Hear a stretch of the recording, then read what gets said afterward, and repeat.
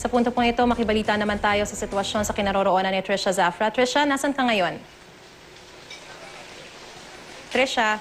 Maris, narito ako sa Roxas District, no? Isang barangay dito sa Quezon City na talaga namang nilubog ng baha yung mga kabahayan. Kumpara kanina, Maris, makikita natin ngayon, medyo bumababa na nga ng tubig, partikular dito sa may tulay. Pero sa ilalim ng tulay, makikita mo may mga kabahayan dyan, umabot hanggang ikalawang palapag ng bahay yung baha. Ayon sa kanilang barangay, ongoing naman na yung rescue operations ngayon, itong barangay Roxas District, pati na rin yung katabi nilang barangay na barangay Kalusugan. At bukod sa mga tauhan mula sa barangay, may ilang volunteers na rin daw na sumasama sa rescue operations. Sa mga oras na ito, Maris, 1,000 individual na raw o mahigit 300 pamilya ang inilikas at mga nasa evacuation centers na.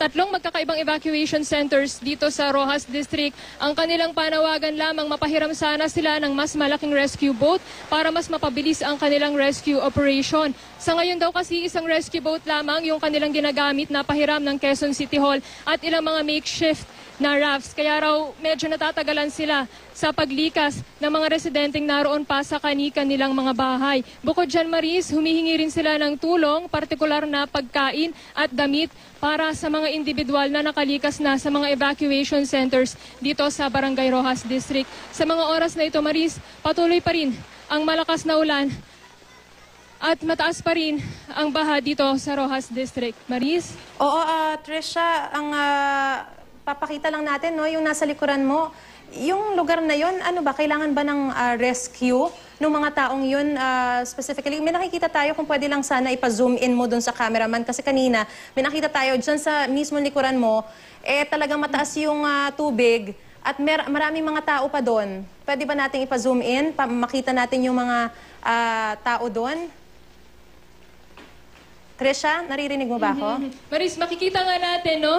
Kung maaari lang natin maipakita ng mas malapitan yung area na mataas talaga yung antas ng baha. Kung makikita natin, Maris, sa may banda roon, may mga nakasuot ng life vest at nakasakay sa bangka. Yan daw yung mga nagre-rescue. Sa mas matataas na palapag ng bahay, Maris, meron pang mga pamilya roon na naiwan. Ayon kasi sa nakausap natin na kagawad ng barangay kanina, ang practice daw kadalasan ng mga mamamayan dito, meron talagang 1 o 2 tao silang iniiwan sa kanilang mga bahay para magbantay. Prioridad daw na inililikas o pinapalikas sa mga rescuer, no? Yung mga bata, matatanda, mga babae at yung mga may sakit.